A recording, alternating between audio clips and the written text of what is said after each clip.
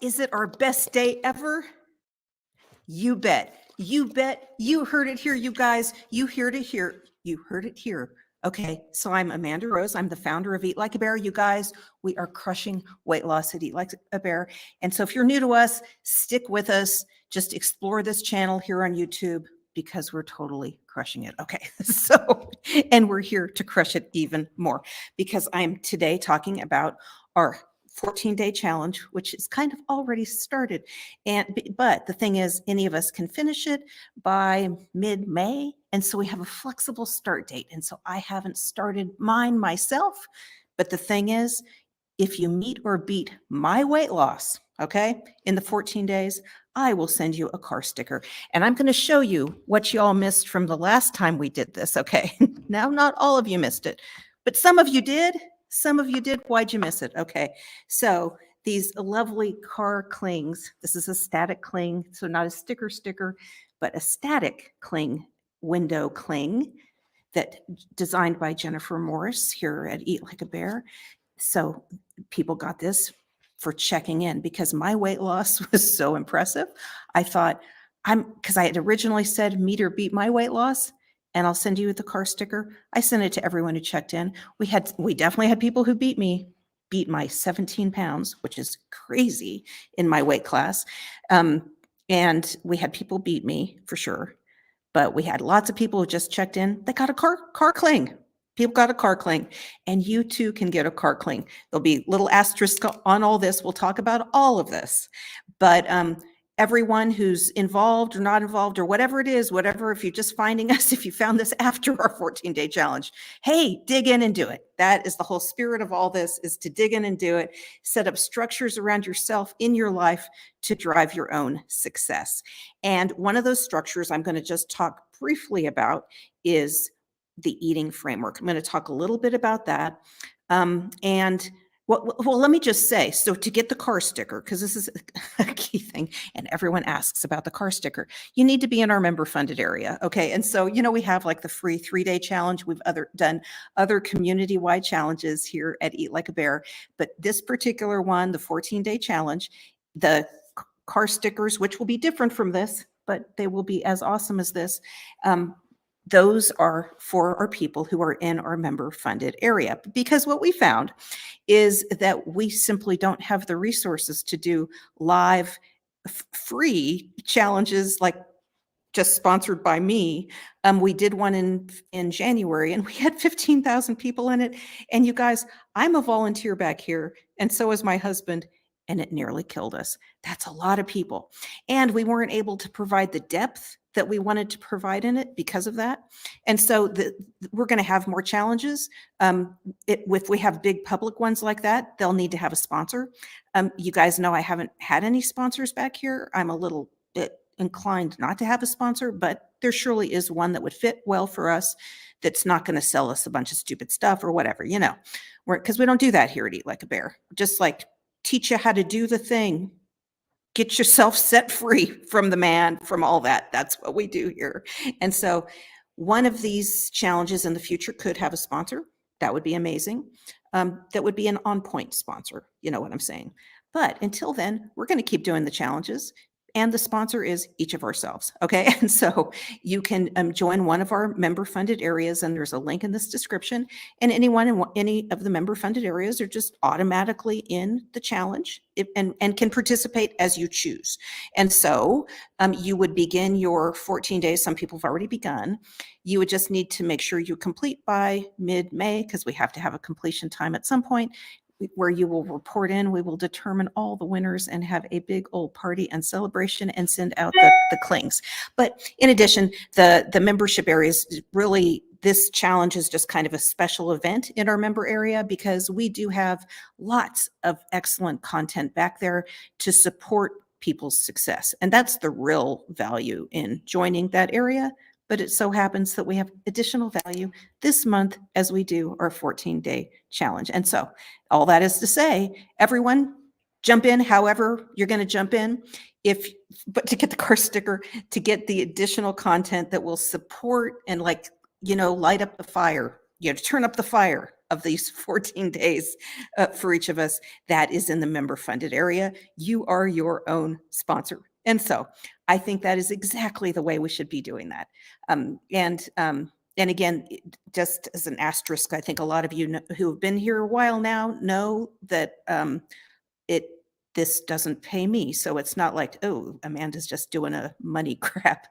Boy, wouldn't that be nice that we had like 100,000 members back here paying, and then that would be amazing. But no, the member area pays for the member area itself and for the free community. And so, and I think that's wonderful.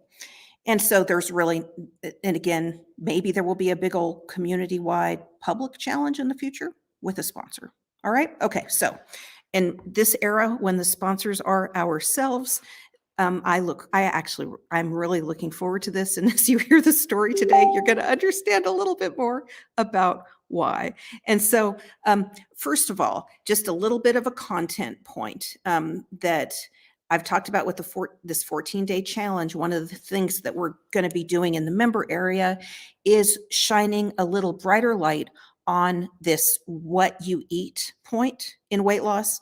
We have a specific recommended framework where people start, and that is what you can learn in the 3-day challenge. It is a very good starting place for people.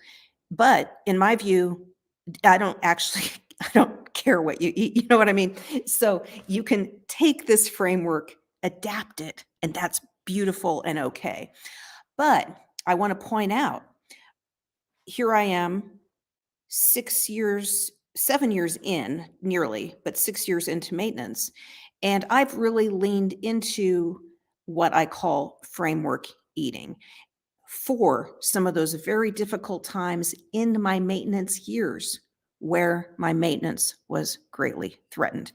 And so I just wanted I want to shine a light on this for everyone right here in this video. I have sent some specific materials out by email to people who are in our paid areas. And I will post this content as well in the Deep Den area and in our special Facebook group that we have that relates to the recipe finder. That content that I sent out by email will be in both of those places. But I'm going to just give the general overview of what the content is. And so that is, here at Eat Like a Bear, the recommended meal type is what I ate in 2017 and 18, what then kind of went viral and, kind of swept the community. I didn't even know it was anything special, but now it is the subject of the 3-pack of books. Okay.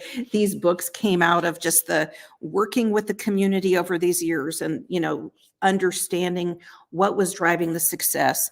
And, there's a whole story behind these books, why there are 3 and all of that. But 2 of these books are focused on recipes. One is The Ridiculously Big Salad, which was the first book we had here at Eat Like a Bear. And our 3rd book is The Ridiculously Big Skillet. And then there's the Jumpstart book, which is a little bit more psychology, inspiration, general how-to. It is a very nice book, underappreciated because I think a lot of people are looking for the recipes first. Well, and we should all be looking for the recipes first in a sense, but maybe thinking about them a little bit more with a little more intention. Because here, let me tell a little story about when one of the biggest challenges to me in maintenance was when a devastating wildfire came through this area of the Giant Sequoia National Monument and nearly burned this house down. Okay, this house is in a remaining green belt, but our whole higher elevations are just devastated. To me, it was a very big deal. For me, my big why in losing the weight was to get out and hike right here in these areas that are now devastated. Well, on the week that I evacuated from here, in that week, we didn't know if we would have a house to come back to. I actually purposefully got strict with my eating. So rather than kind of loosen up because, oh, poor me, I went strict. And I've a number of times gone strict, like proactively strict. And it's something that I teach in the Deep Den member area. And it's something that I make more explicit in the Skillets book, because I did write this just after that fire, and or at least I updated it after that fire. And I talk about the issue of good days and bad days. And, we all have good days, we all have bad days, and we know what those are already. But, when you wake up and it's a bad day, what are you going to do? That is 100% where weight loss falls apart all the time. Duh, right? Okay. And so, how can we have a strategy that is going to leverage? Typically, we start diets on better days, good days, because we have the focus, we have, that intention, we have a little bit of room in our life to start it and to get going. So, it's probably a good day. How do we leverage those good days as we get started to shore up the bad days? Because that is 100% where it falls apart.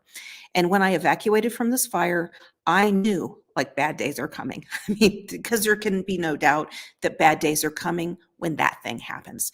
And so I tightened it up. And one of the things I talk about in the Good Day Strategies is adopting a meal framework, learning what works for you. So find your framework. If it's mine, if it's one, if you go right out of the recipes in these books and just that's it, good. Like, oh, that works. Good. Okay. If like, oh, that thing doesn't work for me, adapt it. Then that's your thing. Okay. And you need to make sure you can, these meals, they're so super simple. And if you practice them, you can literally whip them up in 5 or 10 minutes.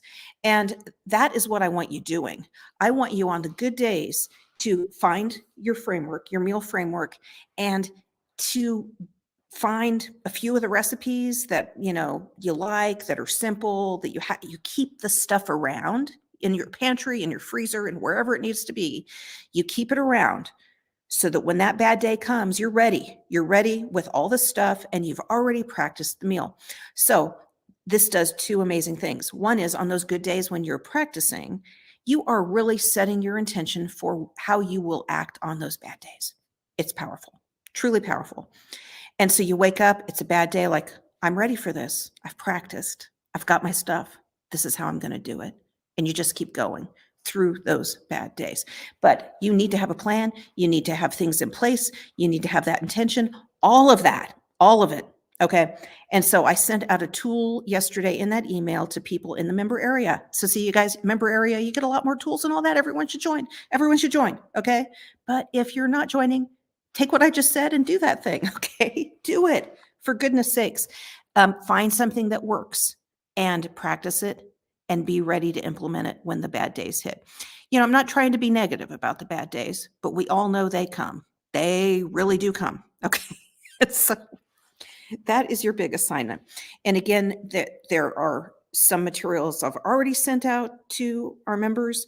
There are going to be more, because what I'm going to do is, rather than send people to this little snippet in this video, I'm going to make some pre-recorded videos on this topic for our member area. This is just strong in my heart today because of the story I'm going to tell you. And I've intended to make some more of these videos for our Deep Den library, because we have a library. Did you guys see the Deep Den members? Did you see that I've done a library? Rudy Toot. Yeah. So it was a little bit more of a disorganized mess, and now it's a little bit more organized. And in doing it, I thought I need more of those meal framework videos. Okay. So, but I don't know if there's more secrets than what I just said. It's not like, oh, you have to join to get a secret. I don't know. You're going to join to get more tools, because I'll just be talking about this in different ways and giving different tools for it or whatever. But I wanted to say everyone should make a comment, because I intend to do a raffle here in a minute, and I'm going to use comments as part of who's going to win. Okay. So okay. And you guys, do you have the books? Buy the 3-pack right now. Just buy it, okay? And get started. Like, these have the 2 recipe books have 6-week plans in them. They have recipes. You can just go. So at Eat Like a Bear here, if you're new, the 3-day challenge is the place to start. Look, completely free. I have made that for y'all, complimentary, okay? All the infrastructure of it is supported by the member community. as I said. So all of it, because that costs money to send out those emails. And so you should try, if you're new, you need to try the 3-day challenge, because then I feel like we have people in two categories. And some of them are like, this Amanda person's from absolute Mars and whatever. Nope. From the challenge. That's fine. And they skedaddle, and that's fine. And, props, everyone. Let's all make our own way. And then some people are like, oh my gosh, this really, really, really works. And then they'll jump in and buy something like this. Okay. So anyone who buys this right now can bypass the raffle. And today I will send you a cling. Okay. So, or if you're international, you can get the digital 3-pack. I'm going to send you a cling international. So, okay. But you got to get it today. Let's say by the time when I finish unpacking my mess from Arkansas today, then that's it. I'll cut it off. Okay. So you guys should get the 3-pack, because there's really great stuff in here, and should consider joining us in our member area. It's good stuff. It's good stuff. And we're cool people back here. I think I have some cool people here on the dashboard ready to say something about this. Now, I wonder, should I bring these guys up here to talk about meal structures, or should I tell the dark family secret that I've been promising? Let's see. And Barbara, thank you. She says, get the books, everyone. And let's see. Yeah, okay. I am so glad you found us, and you are this is the perfect day to start, everybody. It is absolutely the perfect day to start. This is wonderful. Okay. And a lot of love for these books. So you guys get the books. Just get the books. Okay. Get them right now today and get the car sticker. This is like limited right here. And these are going to be gone. Gone. And you will end up with one. Some people in these comments will end up with one, because we will do a proper raffle. Okay. So, okay, yeah, need veggies, but instead of ordering Walmart pickup, I'm going to go and walk in the store. So this is one of the strategies we talk about, is using that. Actually, this is one that we're going to have a video on. Using tools like the online versus going into the store. On the good days, what are you going to do? That is honestly the day to do the shopping. Bad days, I feel like it's made for some sort of online order. But yeah, when you're choosing produce, you typically like to choose your own. I think that's a very good point. And so the books are not in Canada. The print books are not in Canada, but the digital versions are. So, and the price for the 3-pack, okay, US only, out the door shipping, $87 for the box, and you get merch in it. So it is a nice little kid. So, okay. And so there's not like other stuff that you have to buy with, so it's not like the secret thing is that now you need to take collagen. You know what I mean? Or, oh, it's that protein powder, and we have the special formulation that is necessary for you to lose weight. There's nothing like that. Any of this can be implemented on a SNAP budget, which is, food stamps. If you wanted to, you can spend as much as you want. You could have filet steak on this. I highly recommend all y'all should just have filet. If you got the cash, have the filet. If you don't, this is your moment to save money and to reorganize your finances, because not only will you save money on daily groceries, you're going to save on health costs and that sort of thing. So it is a no-brainer. It is a way to invest in yourself. 100%, especially if you've done the 3-day challenge and you're like, wow, this is something that I can really see doing. Okay. And you can adapt it. I think it's wonderful to adapt it. I actually really do. Okay. But how about if we, okay, real quick. So I would love to hear about beverages. It's easy to consume a lot of calories, starting in adolescence with soda, sweet tea smoothie. Yeah, I mean, you got to count all that. So I have coffee right here, but it has no calories in it. So yeah, 100%. I consume very, very few calories in my beverages. It would be a very unusual thing for me to have even a few calories in my beverages. So yeah, you got to count everything. You got to look at everything. You got to look at the whole picture, all of it, every last bit of it, including like the cream and the coffee that is low carb, but it's got the calories. So got to look at all of that. Let's see. And Vicky says, are there more sauce recipes? Well, so there's the skillet book that does have basically recipes that have the sauces in the skillet. I think that's what you're talking about there. But there's the recipe finder tool that anyone who's a member of that community has access to. And that is something that I'm rolling out more of is more recipes with things like I'm creating clusters of recipes where you take the same flavor concept and you apply it to a skillet, to a soup, to a salad. And so we just had one. I'm trying to remember, did I just do the shrimp cocktail combination? So there's a shrimp cocktail salad. There was a soup and a skillet dish or something. So that idea. Yep. Okay. Let's see. Okay, yeah, Raffle, keep typing. Okay, so let's see. So let's get, so that we don't go too far afield. I feel like the secret is gonna, so what I'm gonna reveal the dark family secret. And you're gonna see why I talk about this whole good day, bad day thing. What I often say with Eat Like a Bear is eat and go be awesome. Okay, so I ate one giant meal a day and I draw the line on it. And in maintenance, maybe I'm having a little more than that. But the basic concept is you eat, maybe you're eating 2 meals. Maybe you're going to eat those 2 meals in a few hours or something. And you just disassociate from that food. Because really if we start thinking about it, we're going to want to eat all flipping day long, everything. We need to find a framework that is filling enough, that nourishes us very well so we can meet our long-term goals. And so that we can then be full and satisfied. It makes it just that much easier to draw the line, walk away from the food for the day, and go off and do some awesome things that do not relate to food. This is what I did in my 30 days when I lost the 17 pounds. I had done it before in 30 days and only lost 3. There's a whole long video here where I get all emotional and discuss the difference between those two. But the key thing about 17 pounds versus 3 was I did things that really increased my happiness factor. The problem in the 3 pounds is interesting. Anyone's interested should go back and find that video. But it was from about 6 weeks ago. But the interesting thing in this dark family secret story I'm going to be telling, but after we finish a little bit more about the food framework, is the interesting point is that the whole go be awesome, needing to fill your heart with happiness, as I discussed in the 30 days and losing the 17 pounds. I was in Arkansas, just met up with the Bears. It was great. And I thought, I'm going to stay and I'm going to work on a family genealogy project.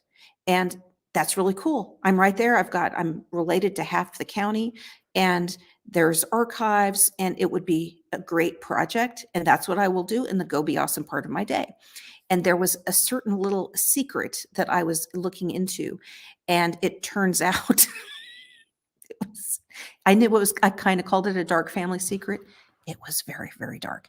And so we will get into that.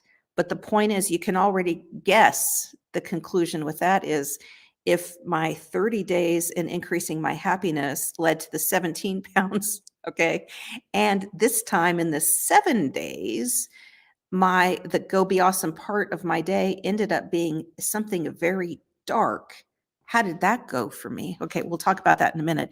But the thing is, anytime you end up in a situation of darkness or the bad days, just basic depression, which some of us are cycling through, if something happens in your family or your friends and it is a very legitimately bad day, are you ready for that thing? Are you ready for it?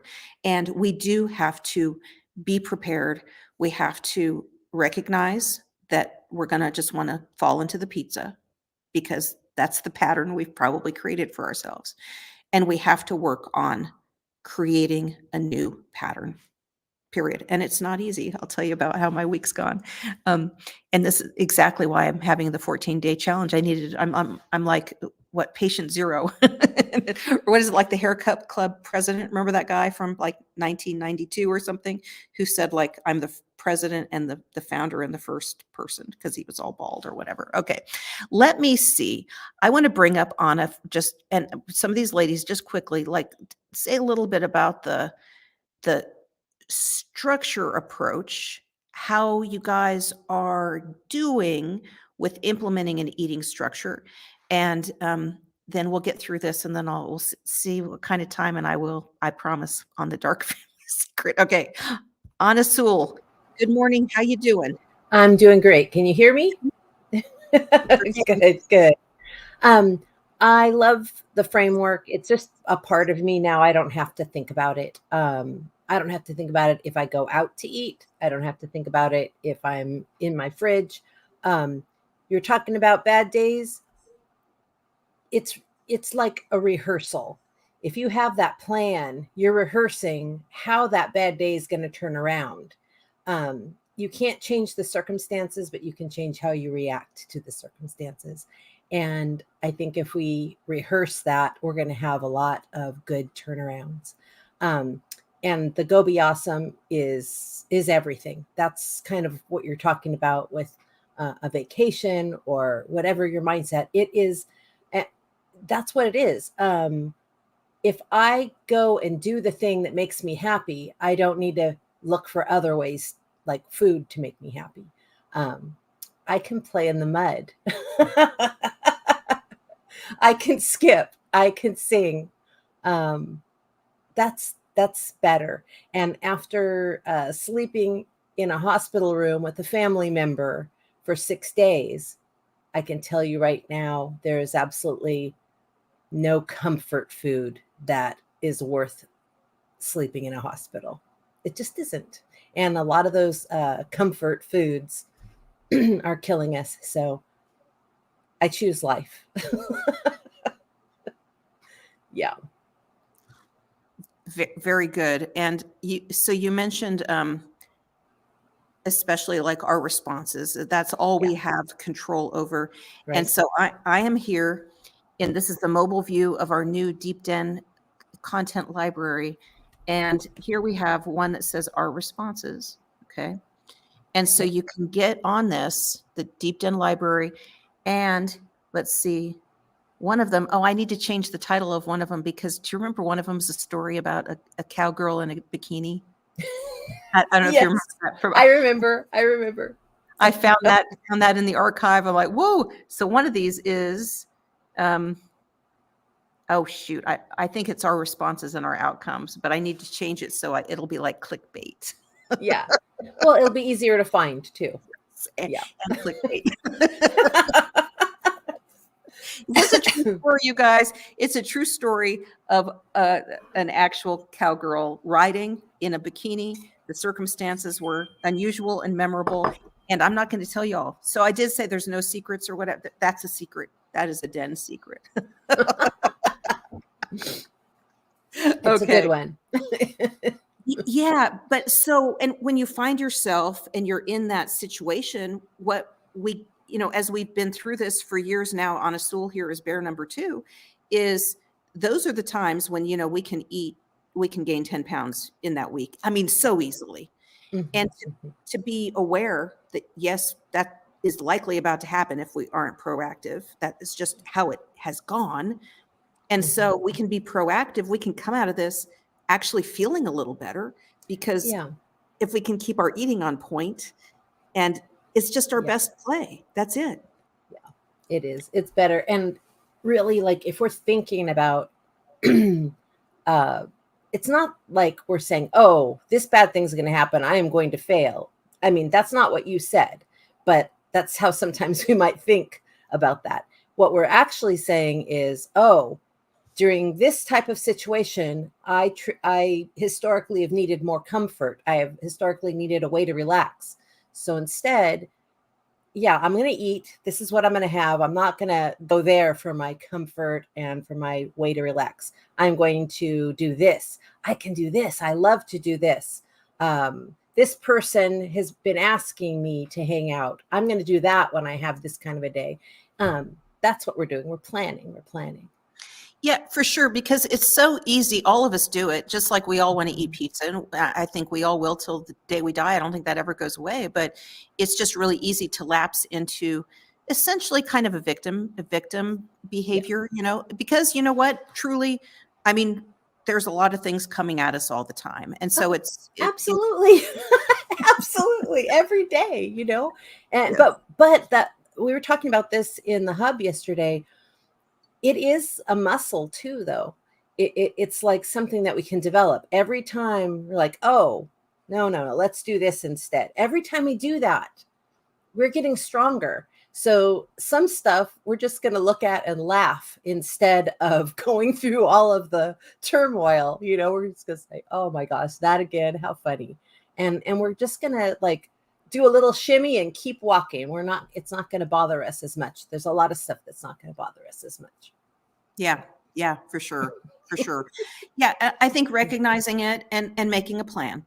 And then, the plan probably won't go 100% because very often they don't, and that's okay too.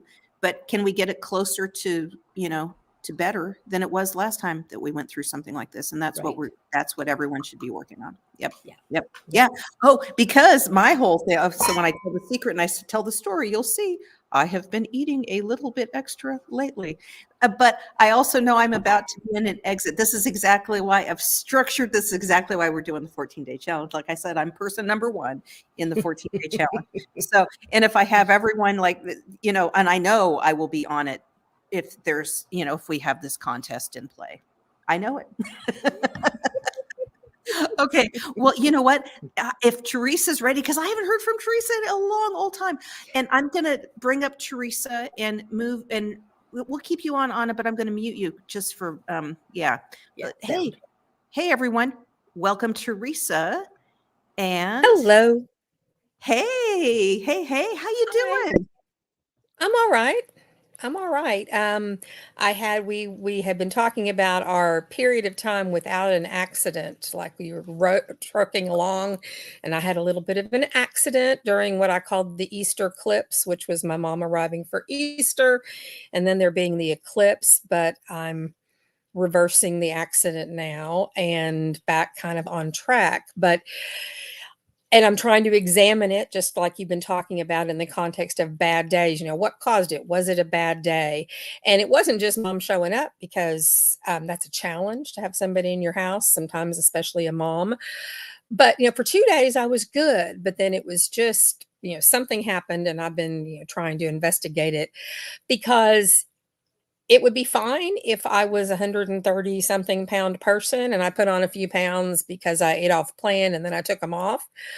But what it's done for me is completely, put me a month behind schedule, because I had to reverse the damage. And I'm so tired of doing that. Now, I haven't done it a lot with, ELAP, because it's been working. I will be back to being a century bear, 100 pounds down very soon. So that's still a good thing, but it's, really planning ahead. And so what Anna said about loving the framework, I mean, it really can be ingrained. And, I know I have crock pot chicken that I cooked in my fridge, and I've got a bag of lettuce, and that's probably dinner if I don't want to do something, more involved. And sometimes cooking is, kind of a relaxing thing for me, and I'll make a skillet with veggies, but I can throw together a salad because I have that kind of meal in a box thing going on in my fridge, ready to go if I need it. And I also have a backup salad that I can get from a restaurant if I needed to as well. That's great. That's really great to have something like that identified. Now yeah, everyone should probably have that too. So I have found with my 30 days, I did the bagged kits every day and learned how to do those a little more tailored for me, which now gives me that really easy solution too. So yeah, that's great. That is great. So yeah, no one should apologize for having a restaurant. Good for you. You have a restaurant. I'm here like, well, you have a restaurant near you. I have no restaurants near me. Well, that's because you live in the wilderness, which is got, great advantages that we don't have here in suburbia. Well, so one big advantage as I try to dial in and course correct on my accident is that there are no, I'm not going to run out to the store to get a chocolate bar, something like that. Right. Oh, so yeah. Well, okay. Well, gosh, Teresa, yeah, did you get to see the eclipse? Or was Oh, it absolutely. It was in the front yard, and we had the clouds part and blue skies during the time. And I was with my mom and my daughter, and it was really a neat thing. Yeah. I had the fear of missing out, the FOMO, when I saw everybody's pictures from Arkansas, but yet I knew I was where I needed to be with those other two people in my life. So it was good. Now, I do see that in 2045, there's going to be an eclipse in Arkansas again. So I have another chance. There you go. There you go. Okay, good. So, oh, and so there are big discussions about where we're meeting up next, and I know you guys are waiting on details. Promised we'd have this contest. The Dark Family Secret has intervened and caused me to have a little. Anyway, we're going to have a contest. I'm going to bring Virginia up here next because I know she's already angling on a contest. So we're having a video submission contest, and one of the somehow coming out of the contest is going to be the selection of where our next meetup is. Okay, so anyway, but let me bring up Virginia, and I'll leave Teresa up too, but I'm going to mute you, Teresa, as well. And Virginia, good morning, Virginia. I'm over here burning wood because that's what I do when I just have nothing better to do. I do art. Well, actually, I do art pretty much every day. It's one of my daily 5. So I love it. I love it. And so as I'm going to just point out, because I'm now just talking about this, I'm proud of myself for doing a library. Goal tracking, that was, yeah. daily 5 is right there. Yeah. So Deep Den Video Library, the daily 5 right there. It's actually my screensaver on my computer. So like, it's one of those things, how just like a vision board or whatever, if you see it all the time, you tend to like, oh, and it sort of embeds itself in your mind. And, it's not like I have to force myself to do art, but I have to remind myself sometimes that my art gives me joy and happiness and calm and peace, which I need in my life a lot. So,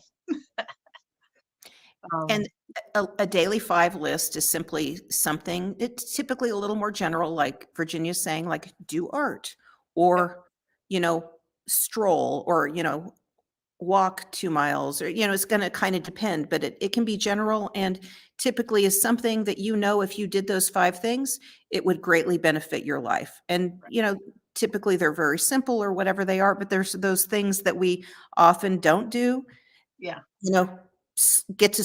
go to bed by a certain time, things like that, that we know that would impact us if Like we. mine is mine is plan and prep my OMAD.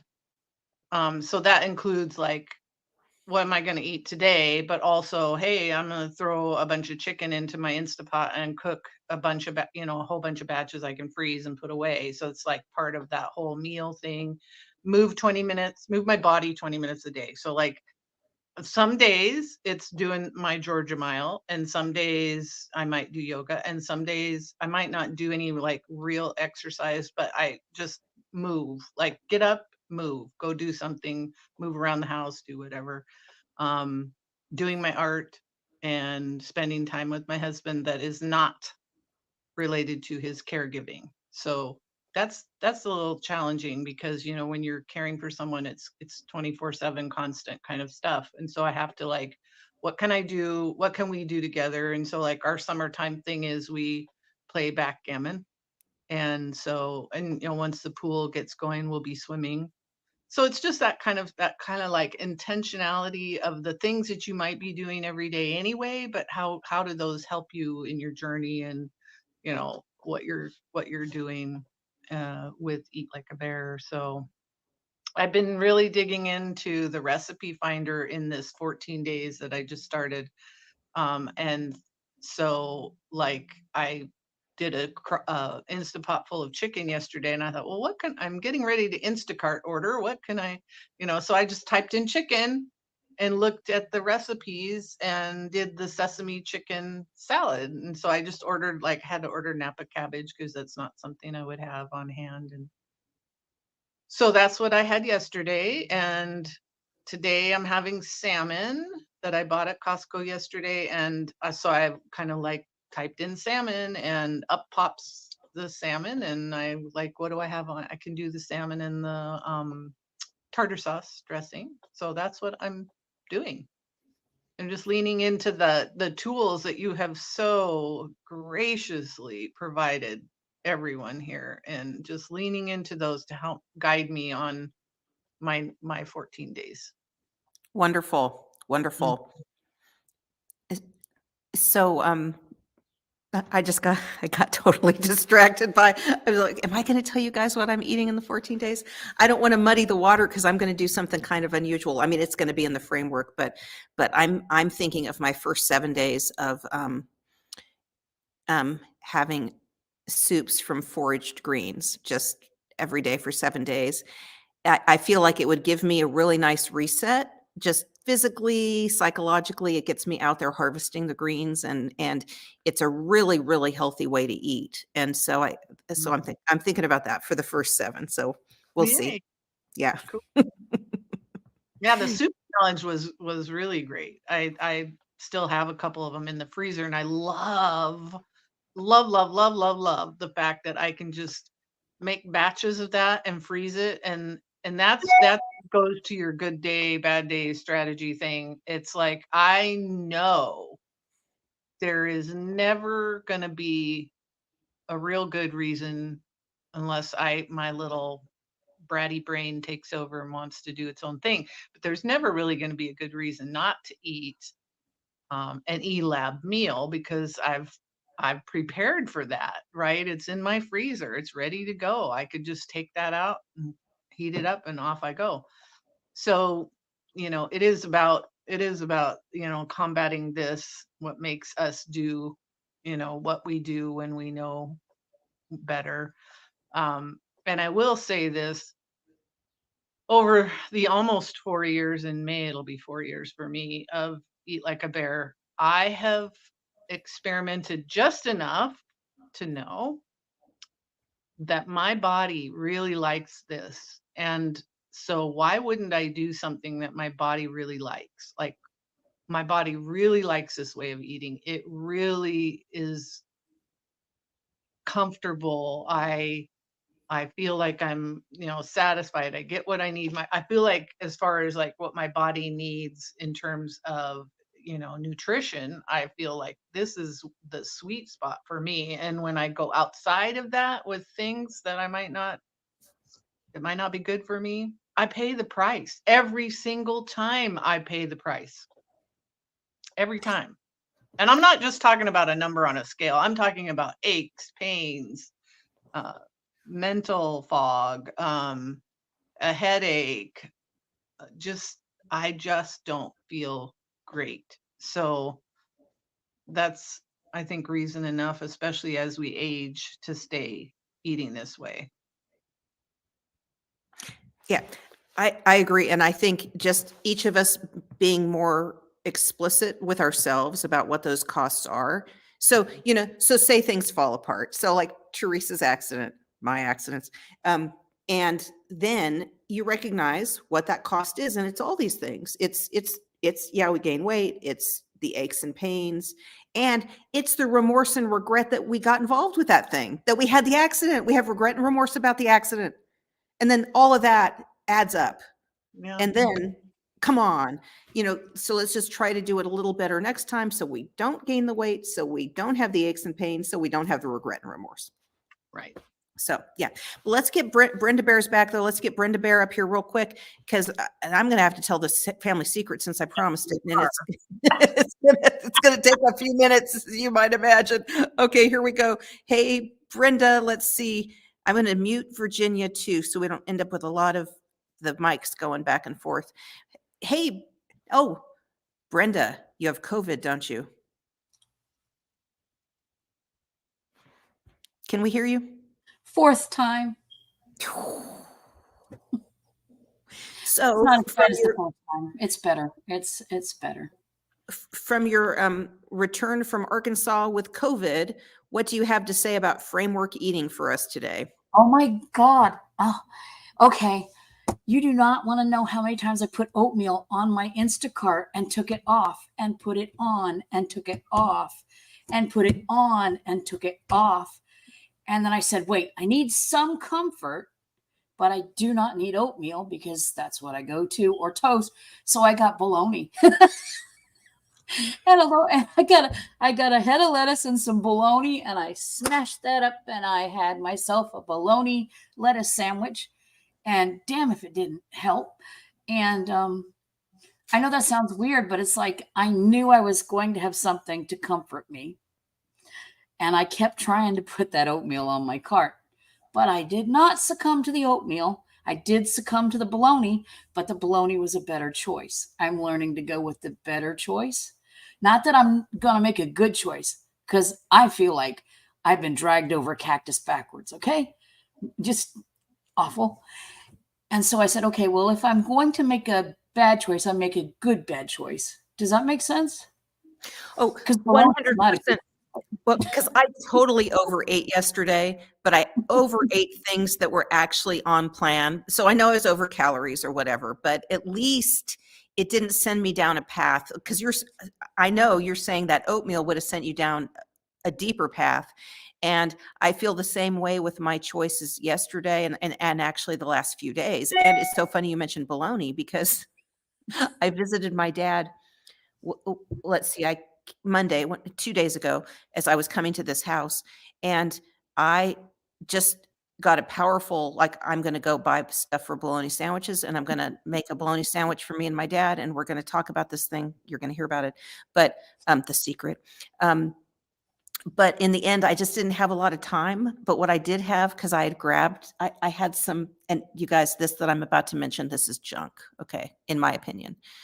But I bought Powerade Zeros in the grape flavor, and I took those in. I'm like, hey, Dad, this is just a lot like Kool-Aid, so let's have our Kool-Aid together. And so that's what we had instead of the bologna sandwiches. But yeah, I hear you, because now we'd really want to have the ice cream or whatever else too. We'd want to have all of it, frankly, all of it together. the problem is that you need something. And I would go to fasting, or I would go to something else usually, but the desire for comfort was so strong, because I really felt I was a giant ball of snot and just coughing up my lungs. I coughed so hard I peed my bed. I mean, that's how much I was coughing. And so, I was like, no, I feel like crap, and I'm going to comfort myself in a not so bad way, but I'm still going to comfort myself. And so I think that that's a new page in decision making on this path, because before it would have been a big fight, and I would have been like, I'm just not going to eat. I'm not going to do anything. And now it's like, no, but I'm going to cheat logically. I'm going to cheat that's not a cheat, because bologna and lettuce is not really cheating. I mean, it's a salad with bologna, okay? And I don't know. It made me feel better. It really did make me feel better. I mean, I didn't have much taste, because, all you taste is snot. It's not great when you're sick as a dog, but it made me feel better. But it made me feel better in a way that if I would have got oatmeal, it would be 3 weeks of looking at the leftover oatmeal. If there was any left over, mind you, I'd probably eat the whole thing of oats, because I have a relationship with oats that's not healthy. But, and I'm not a horse, so I don't need oats. So I don't know. Yeah, this has been a long trip. I mean, I came back.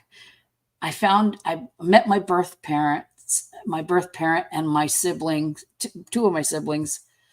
And that was like turmoil in a situation. And it made me very thankful I was adopted.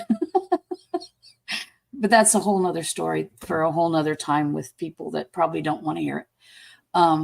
So I was already in emotional turmoil when I got here. Then I was sick. And I'm like, I'm going to make a bad choice if I don't make a better choice. And sometimes we got to do that.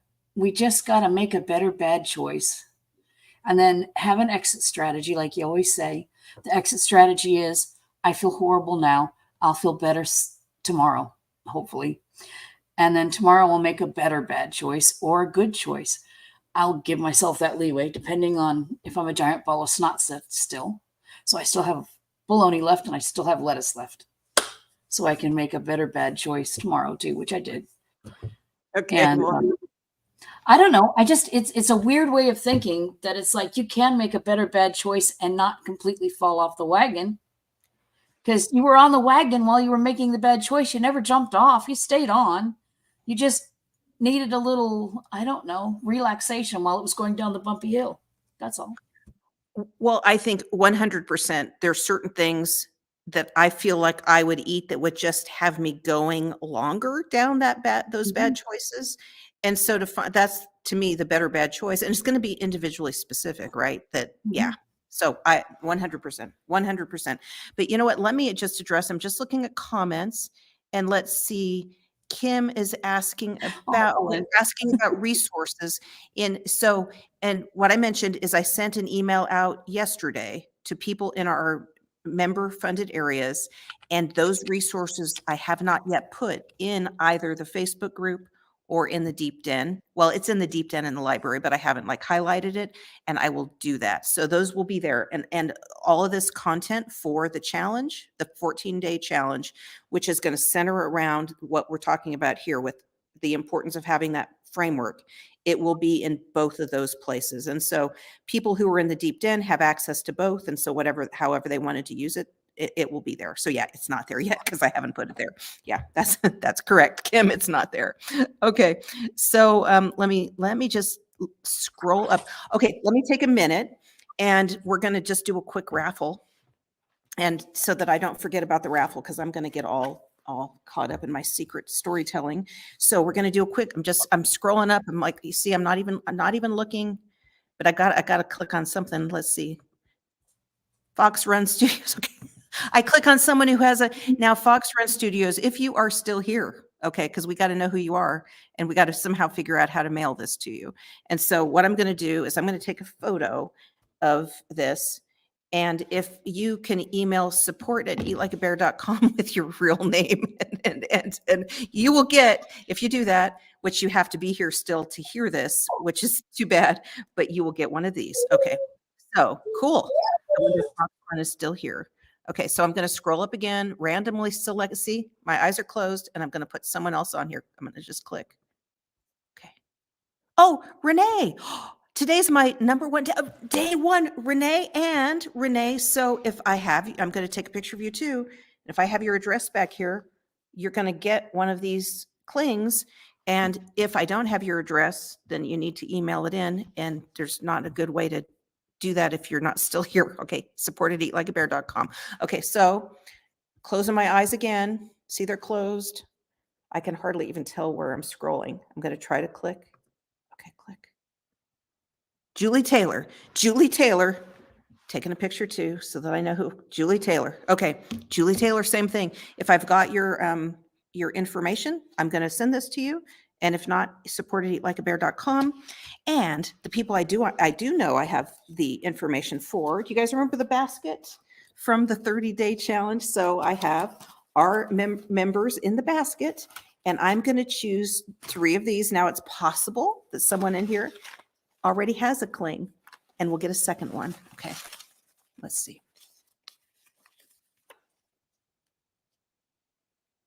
Jay Mendham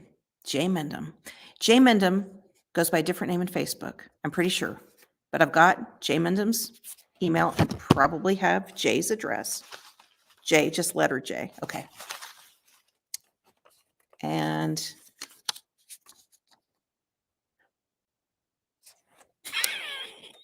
Anna Sewell. It's okay. Okay, you know what? So we're going to set Anna over here. I'm just going to give Anna one, and Anna already has one. So what? And it has your alias on there. I was like, what? Okay, let's see. Vicky Kroll. Okay, congratulations, Vicky. And so one more. Just I have to tell you, it still feels good winning. totally. Mary Charney, or is it it's Chamey. Okay, because the font, the M is Mary Chamey. Okay, cool. Okay, so I have our 3 people here, and I'm probably have your addresses. If not, and you hear this, support@eatlikeabear.com, but I think I have your addresses. Well, I have your email addresses, so we can always track you down that way. So that is awesome and cool. Yeah, hey, Anna. So were you,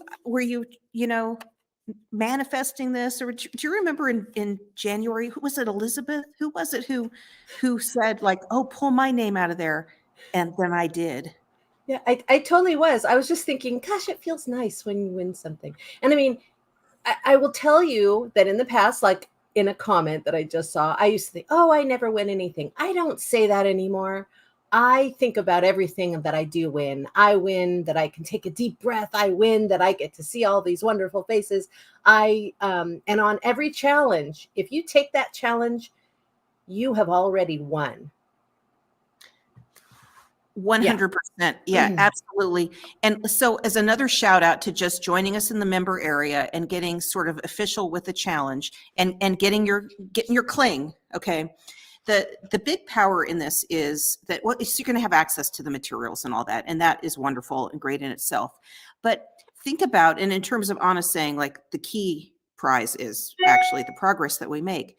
Something really powerful happens in these challenges, and I definitely felt it in the 30 days.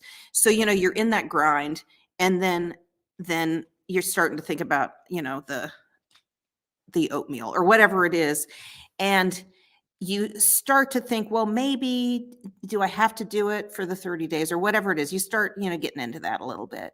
Well, or maybe you're not quite seeing the results as you hoped or expected, but there's 17 days left. And so the point that I was in it with everybody, it was like no going back. Like, oh, I've got 17 days left. Maybe I haven't lost that much weight, but by golly, I better double down because I've only got 17 days left, And so, but it just keeps us in it a little longer. And then that being in it and having those results from that consistency fuels more, because what each of us should do in these 14 days is, before the 14 days is over, and I'm going to say by about day 12, recommit for longer. Another 14 days is an obvious way to recommit. Another 30 days, whatever it is, you're making that pact with yourself, and we all should do it. I'm picturing every time we do any kind of a challenge, or just any choice in a day, I'm picturing walking a Georgia mile, holding Georgia's hand. And I'm like, if I'm walking with my friends, would I let go? No. I mean, even if I fell down, I would get back up and I would keep holding and keep walking. And that's it. Yeah. I did not cheat. I did what anybody can do. That's what I did. I did what anybody could do. We really can change what happens just by our mindset. We really can. Yeah. Yes. Well, good. Yes, we can. We really can. And maybe even to get our name drawn out of a basket. So, okay. Okay. I will tell the secret. It's already 10. It's time for, so in the deep den, we have the Project Hub starting right now. So we're already into our Project Hub time. I wonder if anyone's in the hub. Okay. So I'm going to leave you guys up for support. You guys can support me, but I'll do it. Let's try that. Does that work? Oh, I kind of like the other way. I don't know. No, like this? Huh. Okay. Okay. For you guys, first, you kind of need to know a little bit about the end of the story, or the end of the story as it is currently. And that is that the branch of the Rose family that is in California. So I'm Amanda Rose. Rose is my maiden name. It's my dad's name. And so this is my paternal branch of my family that I'm referring to that came over in 1935 here in Central California, that landed with like all the Okies, Arkies, Missourians that came on the Okie Trail to California in the Great Depression. And so we were just part of that whole migration pattern and this whole Rose Branch. It was my dad's grandparents who came over, though his dad in 1935 was 21 years old. And so he was already a man when he moved with his family, and had one older brother and then about 5 teenage brothers and sisters. And they all moved together. They had been in Oklahoma. Prior to that, my grandpa was born in Arkansas. They'd been in Arkansas and moved into Oklahoma and then to California in 1935. And the thing of it is that they had a very rough time. And, we know all the Okies, even though they were Arkies, okay, all the Okies had a very rough time in the 30s, 40s, 50s in California. There was a lot of, that they were fruit tramps, farm laborers, and their living circumstances were extremely poor and violent. It would be hard to overstate how poor and violent they were. The point, and so my dad's grandparents were the ones who came over and they worked in the fields, but then their kids, who were adults basically at the time, they all became farm workers and they all worked in those fields and lived in those farm camps. The farm camps were an extremely bad place to live. And I feel like the culture of the family, it didn't help because these guys were real rough. Like my dad's uncles and aunts, super rough. And so when they weren't fighting with other people, they were fighting with each other. It was that kind of thing. They were drinking, carousing, just all of that, in environments that were really, really bad, very, very bad. And my grandpa, my dad's dad, was not a fighter. He could hold his own, but it was part of his thing. He would never, kind of address things when he was angry. He had certain rules for himself. He would only fight for, self-defense, and would not do so when he was angry and emotional about it. It would just take care of business. My dad had the same sort of rule. And I'll tell more stories about my dad and fighting, I think, or we'll get him on here, get him telling some of those stories. But his friends, my dad's friends growing up in that whole environment, most of them, they're pretty much all dead or in prison. Okay. And that is just how things were. So my dad's parents' generation, their lives were very, very bad. And the lives of their kids as a result, very, very bad. My dad's life was bad, but he had a little bit of protection by his dad. So his dad was like the more stable of the siblings, and then he had that protection of his dad. And then in my generation, we kids in that generation grew up in Central California. But in 1982, my parents bought this house that I'm sitting in right here to operate as a Christian retreat house. And that had us physically move from California's Central Valley, the farmland, up into the mountains, which my sister complains about to this day. But in fact, it separated us physically from the social environment. It provided a little extra barrier for that social environment of Central California.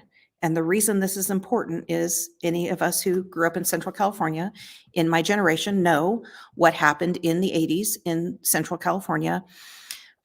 Is when the drug cartels began to scale methamphetamines.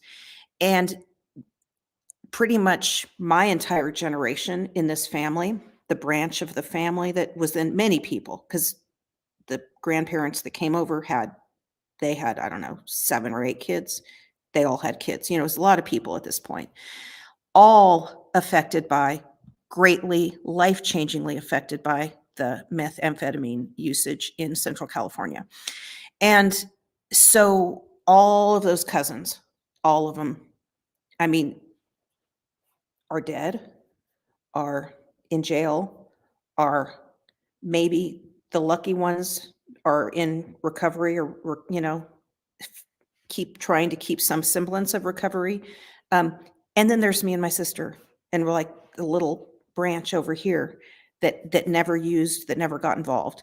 And why is that? Because we're better than everyone else? Well, no, because we very literally weren't living down there, and that's the only difference that I see. And so this family branch is just, imagine just the wildfire going through a whole big old branch of a family, and then there's a little leaf that remains, and that's me and Kimberly. And I don't say this in any, I think anyone in this family would agree with that analysis, that it's been very, very, very difficult for all these generations that came to California. And so here's the interesting thing I found out 18 months ago when I went back to Arkansas, and we'd never heard this before. We'd really lost touch with our Arkansas roots and had simply never heard this story, that in 1935, when my great grandma and grandpa moved out here, that my great grandma's siblings also moved out here. 4 or 5 of them had moved out here because she had about 8 siblings. And so they moved out here with their families as well. And so she had quite a family out here, the Morrisons. They were the Morrisons. That's her maiden name. And a good number of them were out here putting down roots and working in the fields also. And it was 1935. Everyone was poor everywhere.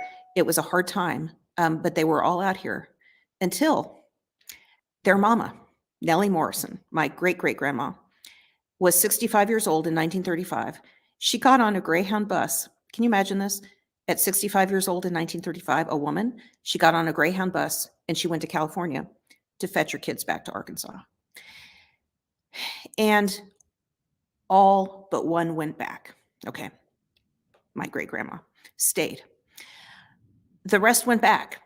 There are streets named after them in Arkansas. I mean, they didn't go back and get rich. You know what I mean? And times were hard in Arkansas, but they created stable lives for themselves back there, and in a support system that was welcoming them back and might have welcomed back my great grandma.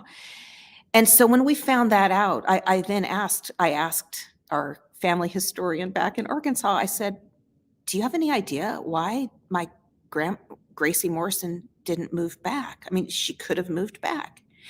And so he told me it took a couple of days of him getting to know me. And he told me this story, and he told me with such heaviness, and that he had been told the story as a child and was told never to tell it. And I could feel that energy as he was telling me this story. And so that was 18 months ago. And I'm about to tell you the story. But what struck me at the time, I was really surprised, because my family in California struggled so much for years. It would be 15 years that my grandpa was here, 10 years having a family, before he even had electricity in his humble little trailer that he had. Before that, they were in a tent, and then they were in a place with, just a hand pump, the really old, you know what I'm talking about? Maybe you don't. Good for you if you don't. And they had no electric. And then they leveled up to a trailer with some electric and with a community shower and with a washer and dryer, like a coin-operated washer and dryer. And my grandma thought she'd gone to heaven, and that was 1950. Many, many years of a lot of hard work, because my grandpa was a real hard worker, and so was my grandma. And why didn't they just go back? Well, so 18 months ago, Glenn Morrison told me this thing, and it was this thing that I was then chasing this vacation. Okay. So what he told me, and again, for him, it was so heavy. He told me that he felt like my great grandpa felt like he couldn't go back and to Arkansas. And the reason was, in the 19 teens, Glenn told me that Rankin Rose had shot and caused the death of his wife's uncle. Okay, so Gracie Morrison is his wife. Her mom is Nellie Morrison, the one who went on the Greyhound bus. Her brother passed at the hand of my great grandpa. And he told me some of the circumstances of the death, and it seemed clear to me that it wasn't Rankin Rose's fault, but that I also know my grandpa. I never met my great grandpa, but I know my grandpa. I know the context of the death. Rankin Rose was protecting his family, and that my dad, my grandpa, would not hesitate but to protect their family. And I'm sure that was the case with Rankin Rose. But I also know for my dad, for my grandpa, it would completely break their hearts to be involved in somebody's death. And I suspect that was the case with Rankin, is that it was so painful to him, the idea of what had happened, that he simply couldn't go back. Like, he put on blinders, you know how we do, when we, like, the pain is so great, so we just do this, and we don't even consider that maybe we should look around at our options because we're just trying to get away from that pain. And I believe that was the case. That was the case with Rankin. So what's interesting about this trip, so my goal with the trip was just to dig into it a little bit more, to learn a little bit more about the circumstances of those times, to kind of confirm, did this actually happen? And it was very interesting to me because well, okay, let me, there's so much I could tell you, but let me just say that I've confirmed there's actually an obituary of the man who Rankin Rose killed. And it is Nellie Morrison's brother. And there was actually a written obituary about his death. And it describes in some detail the circumstance that they were out drinking and walking home when they got into some kind of a fight. And so Rankin went back to his own house and to kind of diffuse things, like, okay, I'm just leaving y'all and I'm going back to my house. And the two who he was with followed him. And this guy, the brother who died, he was known for using a rock as a weapon. And he had killed a man by throwing a rock at him. Whole other horrible story. And he ended up in jail for 2 years over it. So he shows up at Rankin's house and he's throwing rocks. And Rankin gets his rifle from above his door and shoots some warning shots in the air. And William, it just keeps coming. And so he shoots him in his throwing arm. And his arm was damaged enough that it was amputated, and he died of the, blood infection, so he got gangrene and died. This was Nellie's brother. And so when I was back there, though, and I thought, like, I'm just telling you now, matter-of-factly about it, right? And it's interesting. It's a very interesting story. And it's interesting to think that something like that would end up causing this fork in the road that would then affect an entire, multiple generations of people in an extremely negative way without even realizing it. And so what I hadn't really appreciated about it is that, and there's so much more I could tell about it. I will tell you some of the details about it because it is interesting. But I hadn't appreciated that as I was there in the actual environment, especially of where all this happened, digging into the actual historical documents of these things and being on the land that this family was on, all of that, that I started, it was by about day 4 that I was really realizing the heaviness of this is really weighing on me. And there was a point, I was down by Bear Creek, which some of you all know is where Jen's RV was, that is where the homestead area was. And I was down there and I felt just this wave of grief and remorse and regret. I mean, almost like, I'm feeling the extreme grief of Rankin Rose, who's been gone for 75 years. It just like filling me. I mean, so much that I just got in the car and drove away from the creek. It was so heavy. And the heaviness of being back there, it's really interesting because it was gorgeous back there. The wildflowers were really coming in strong and all that. But I was feeling, as I was digging in more and more into it, I was just feeling more and more caught up in the grief of the whole thing. Oddly, it really took me by surprise. And interestingly, I talked about how I was there chasing a dark family secret, and then I ended up having problems with the Hertz rental car, it possibly being a stolen car, and I could end up arrested in the Ozarks. And it just struck me, this whole like, what, be careful. What my grandpa always said, don't chase what you don't want to catch. And there I was chasing darkness, and maybe even catching some darkness in the process. I definitely was feeling the heaviness of the whole thing. And the heaviness, again, because of the devastating consequences that they simply didn't move back to Arkansas, that it was an obvious choice for them. Now, I wouldn't be born if they had, but from just, looking at the whole family and everything, it would have been, I mean, it was a total fork in the road for that family. This is like a terrible Michener novel is what it is.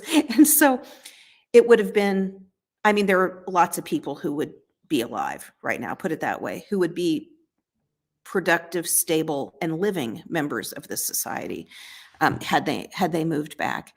And I don't know, it's the lesson in that for us, about like, don't put the blinders on, like, let's see what our actual choices are, and try not to make decisions from those deep places of pain, I think is one obvious thing.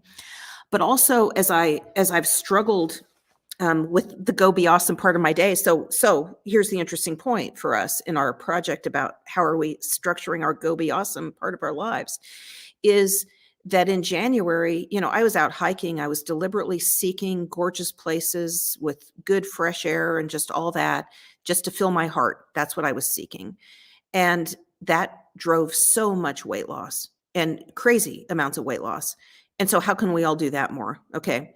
But it's maybe not always as simple to say, well, go be awesome. Go do things that don't involve with food. Because, I say that all the time. That's right. Do the things that don't involve food. Go do interesting things or whatever. Well, be careful what those things are, maybe. That seems obvious now, I guess. I am kind of stunned at the effect it had on me, but also how it completely, I don't know how much I've gained. I'll be weighing the next few days. I'm going to take my low weight and use it as my start weight. But I mean, I haven't gained that much, but I certainly haven't lost. And I have struggled with eating. So I was back there when I realized it's time to go home, just flip and go home. I went home early. I was already feeling that struggle. And what I know is, yeah, I can fight and not eat that stuff. But you guys know my deep den teaching, especially, I'm trying not to fight. I want to just make things easy. I don't want to run around fighting dark chocolate and whatever else, and find myself overeating that stuff, and I have to lose weight again and struggle or whatever. I just don't want to get involved in that. And I was really feeling like the struggle. I was feeling that, and just the need for comfort food and everything else was so strong. So very strong. And what I knew I could do is I could just flip and get out of there. And so that's what I did. Again, even though it was gorgeous, amazing, there's people I wanted to see that I didn't see. I just drove right to the airport and flew home. I wasn't even sad about coming home at all, which is odd. Because I was running away from all that is what I was doing. And because I don't see it as my job in this life to carry the regret and remorse and shame and everything of, Rankin Rose. And and if he's up, playing a harp on a cloud or whatever he's doing, I don't think he would expect that of me either. He would be playing a fiddle, by the way, not a harp. Sorry, Rankin Rose, I misspoke. But so it was just, I just exited. And I'm still feeling that I'm not completely exited. And this is why I wanted to do the challenge, to give myself a structure to get in and like kind of wash some of that away, you know? And with the eating and the nutrition to just kind of get back in more of a stable kind of thing. It's crazy. I didn't expect this at all.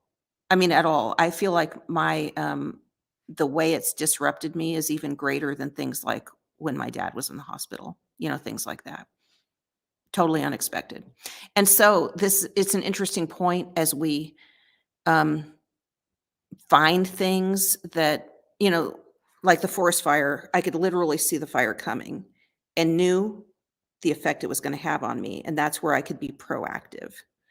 But this completely caught me by surprise and put me into some of a tailspin. And so what I know I need to do is to flip the switch on it and to get in front of it before I gain 50 pounds back. You know what I mean? So that's kind of where I am with it, is not to let it get me all caught up and, you know, making things worse or whatever else. I need to get in front of it enough and to just clean the slate and just keep going. Anywho, well, there is so much more I could say about this Rankin Rose and William Manus and the Manuses and the rock throwing and just everything back there. There's some crazy stuff back in the Ozarks. Those hill people. Oh my gosh. And the idea that that culture then came to the extremely violent areas of California and they didn't have a chance. You know what I'm saying? In terms of people with that potential in these farm camps, it was a very bad thing. Really very bad. And it would be hard to overstate that. So it's the circumstances of those farm camps, I don't even ask about. No, you know what I mean? That's how bad it was. You feel free, any of you who run into my dad, you can talk to, he'll tell you what he wants to tell you, but there's stuff that probably doesn't need to be even, that's just terrible. Truly. Like whatever you're imagining right now, it's worse. Okay. So yeah. Whew. And yeah, Anna says, put up. Oh yeah, don't ask questions. Yeah, I think we should be wise about some of that for sure. For sure, there's stuff we probably don't need to know, and that's okay. Yeah, that we're better off not, maybe, because then we might carry some of the burden of it, and maybe if we are simply better off not knowing, that might be better. I am glad that I know why they didn't move back in this case, but and it's interesting. I would have always wondered, so I needed to know.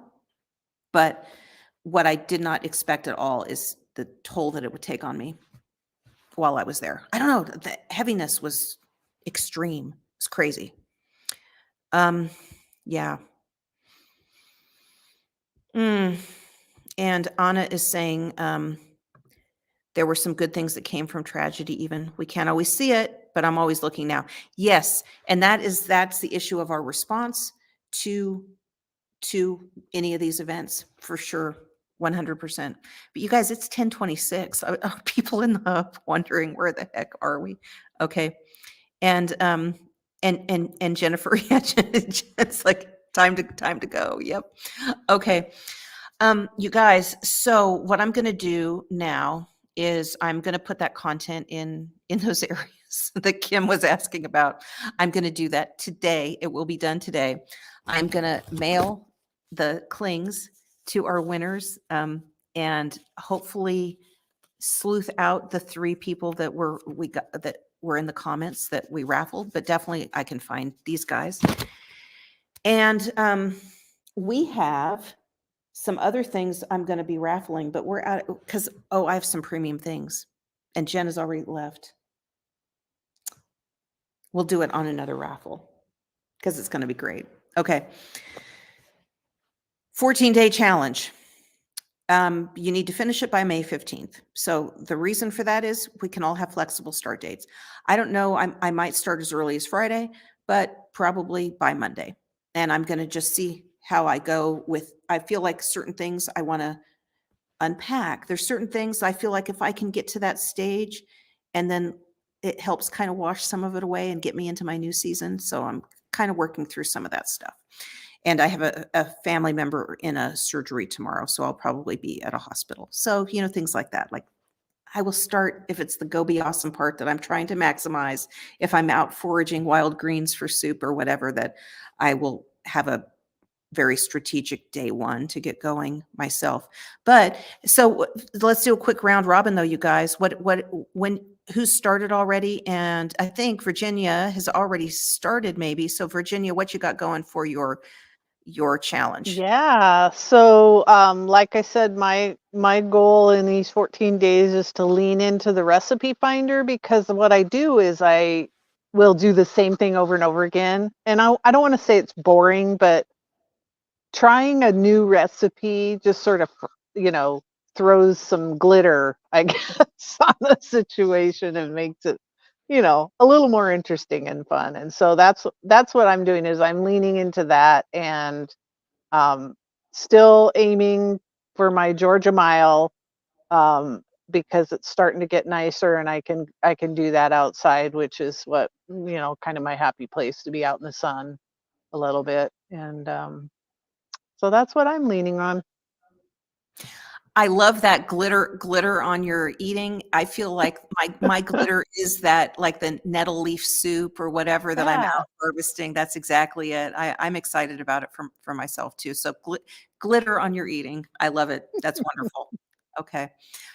Teresa, what you got planned?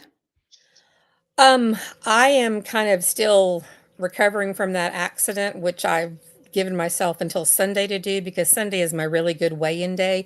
So I'm going to start my 14 days on Sunday, which means I'll be done maybe around May 13th if I'm doing the calendar math correctly. I'm going to be focusing more on salads and less on things that tend to, they're not wrong technically, but I can do something like buy a package of 0 carb tortillas and think that I should have a bunch of those, when it really makes me feel better if I eat my salad and my protein and my good fats, and I know that. So I'm actually excited because there's a broccoli slaw recipe that I used to make before ELAB, and I haven't made it in forever, mostly because nobody in my family likes it because it's full of cilantro. But I have everything for it, and so I'm going to be having that the next few days, and I'm looking forward to. But salads. 150 minutes of exercise a week, mostly in the pool. I do my Georgia miles in the pool, and that'll be it. I love it. I love it. We may need that recipe. Cilantro broccoli sauce sounds really, I really can great. post it. It's got an Asian peanut lime sauce. Very good. I'll post it somewhere. Okay, cool, Facebook cool, and cool. in the den. Okay, cool, cool, cool. All right. How about you, Brenda? What you got? Okay, I am not going to be doing bologna for my 14 days. I am missing my sardines though, so I will probably do sardines and maybe a taco salad kind of thing going on. Because I can get some ground chicken, and I already got taco seasonings that are good with no sugar, so I figure that's like, I can make up a bunch, put them in the freezer for the 14 days, and just pull one out, easy peasy, lemon squeezy, and or lime if you're doing tacos, and and then I don't bother with the shells. I don't make shells from cheese or shells from whatever keto people do. I just take my lettuce and go and squish it with the meat, and then it's a taco shell made out of lettuce, I guess. Or if I'm really lazy, I just tear up my lettuce and put the taco stuff on top and eat it then. Easy peasy. But I'm starting when I stop coughing. I'm starting when this is out of my chest. That's the thing. Excuse me, because I'm tired of coughing. And so, yeah, I'll get serious when I'm breathing well again. Very good. Very good. Well, Anna, how about you? What you doing for your 14? Well, I am starting off. My oldest is about to turn 25, and she wanted me to join. Oops. I'm sorry. I can hear something in the background. Hold on. So sorry. I had the hub on in the background, and the sound started coming. It was very distracting to me. So she wanted me to join her on a fast. So I'm doing a little bit longer fast. We will have her birthday at the new Bravo Farms in Visalia, because we're going to have big salads there for the birthday. And then the rest of the time, it'll just be a very simple, either like sardines or, one of my arugula, some of my favorites. I'm not going to even worry about that. I know what it'll be, so I'm not even thinking about it. The main thing I'm thinking for my 14 days is joy. I'm going to be doing something and relaxation that don't have anything to do with food. So I've already been on, one day I went on that massage chair at the gym twice. I've been to the sauna twice.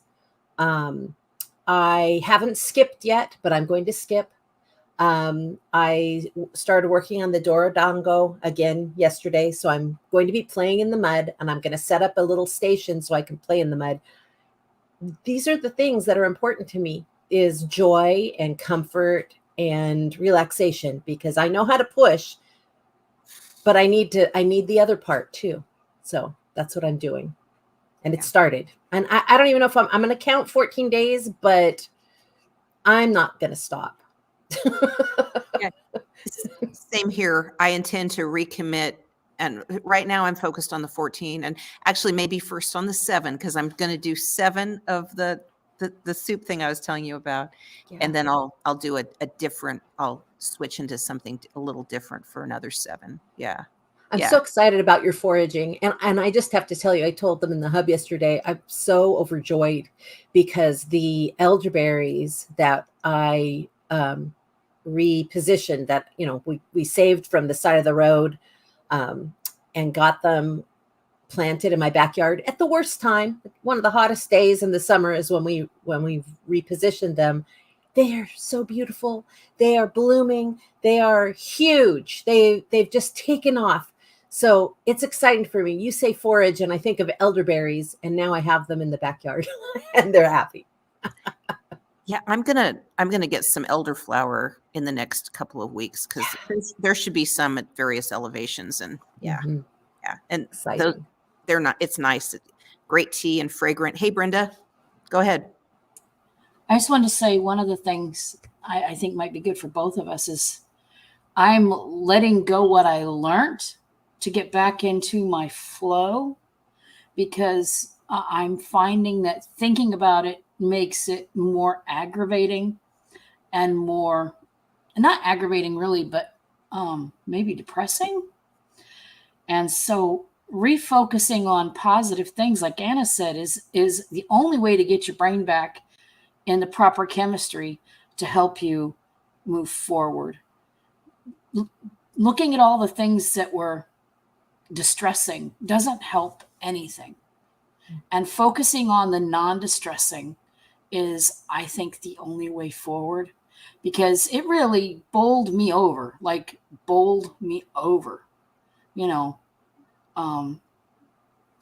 The total picture that I had framed of my family was not anything like reality, let me tell you what.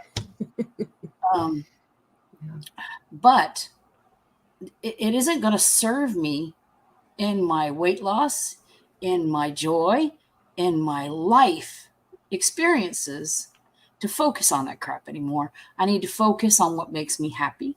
My grandchildren, mowing, walking the dog, going to the zoo. So maybe, like the Rose family history was good to know, but not to keep in your present day. It's like, let's go on to the next thing that is exciting. Like you love foraging. That's how you started, So maybe that is your way of finding joy and getting out of what you learned. because that it's interesting, but it's not going to serve you going forward. No, that's exactly right. And that's exactly why I'm going to do 7 days of, nettle soup or watercress or whatever I find around here. Yeah, 100%. That is what I need to do. And it will give me, especially with things like I want to unpack, I want to do some things like that I feel like just really says like, that's over. It's over. And we learned that. And now we move on. And then I'll be out foraging. I think it's beautiful. And also, let me point out with this. So if I, overate yesterday and then was struggling with certain things, we won't even say what they were, but y'all know. And so all those struggles or whatever. And so say I gained however many pounds in Arkansas, not that many probably, but if I know that my response to it is going to be this 14 days of structured time to go out and fill my heart with joy, how is it that I'm really now looking at the 3 pounds or whatever it was?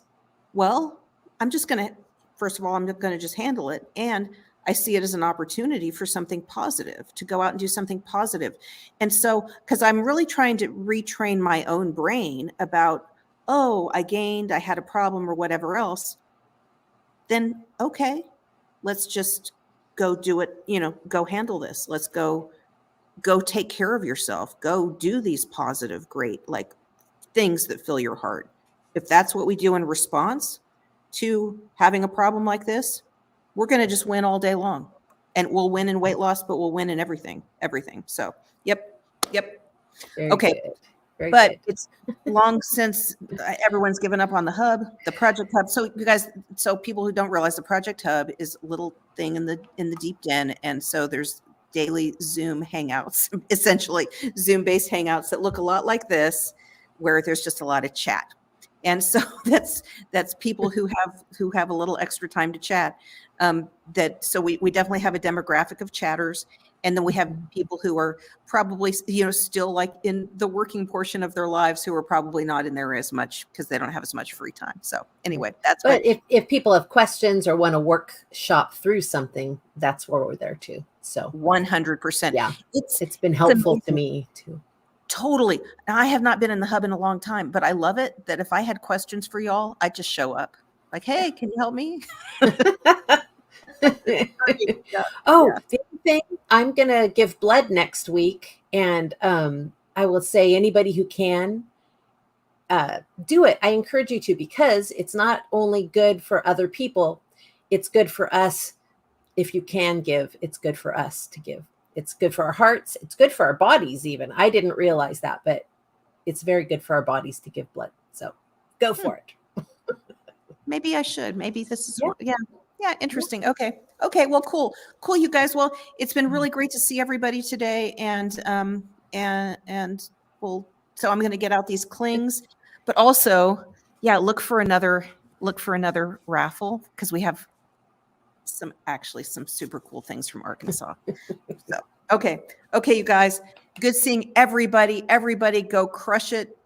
However you found us, whatever stage you're at. We're excited to have you, and excited to just move forward. And everyone, let's all go be awesome. I will end this now. We will be hanging up here on YouTube.